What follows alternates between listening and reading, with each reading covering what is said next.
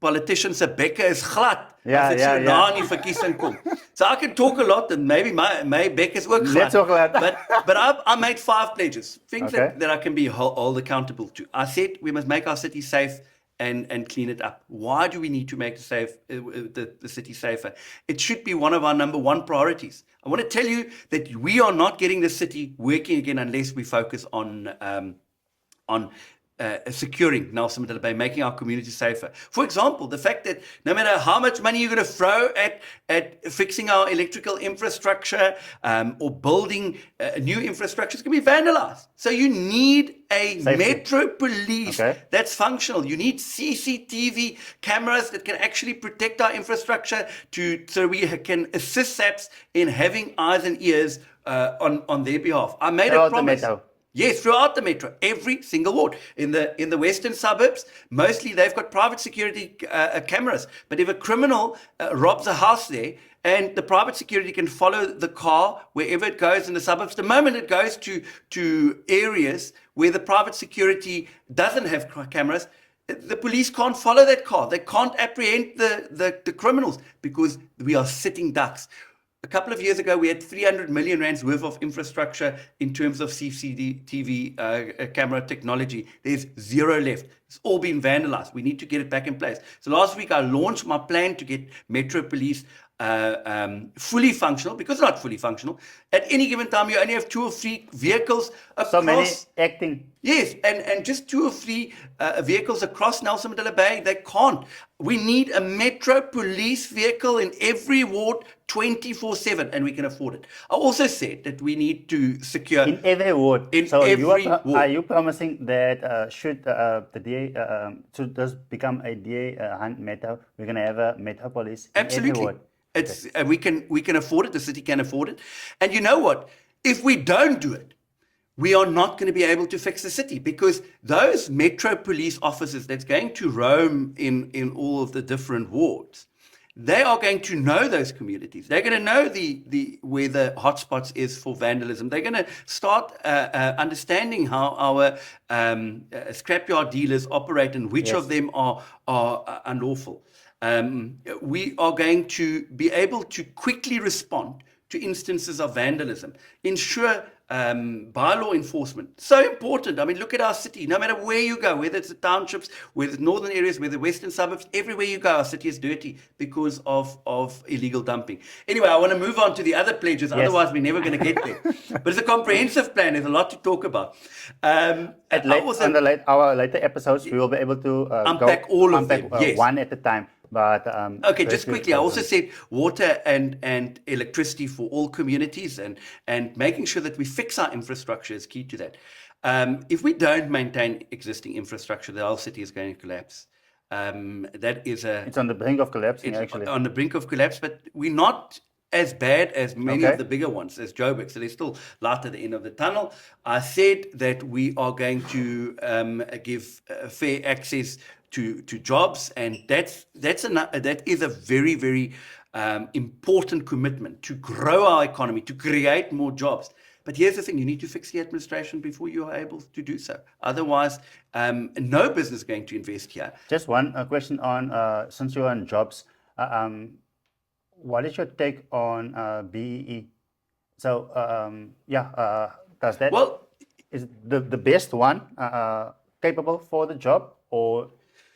Well, I think there's a lot to unpack, and maybe that is something that we have to do in a specific program. But I do want to say, I think it was last week where we, as the Democratic Alliance, took a stand, and we challenged the racial quotas that we've got in Nelson Mandela Bay that actually keeps people out of jobs. It is totally unacceptable. Metro Police is a prime example where we've got vacancies, but it can't be filled because the racial quotas that Nelson Mandela Bay are using, which reflects the provincial demographics, is not in line with the demographics here. And it's unfair. It's discriminating against people.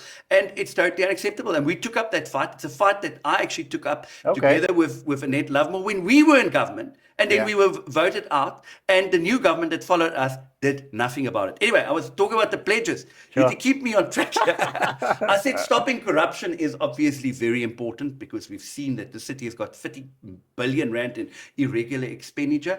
A lot of that historic, but it means that 30 billion rand has been spent in contravention of supply chain regulations and supply chain processes. And we can see corruption just in about each and every department, especially some of the bigger departments like electricity and energy.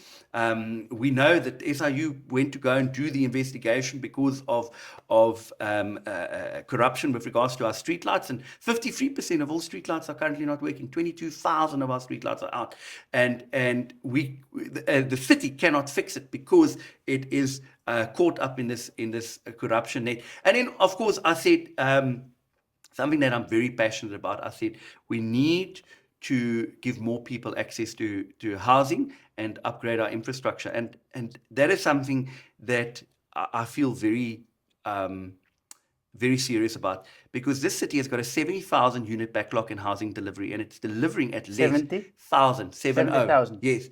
And it delivers currently at anything between 500 units and 900 units a year, which means that it will take us 70 years just to eradicate the current backlog in human settlements.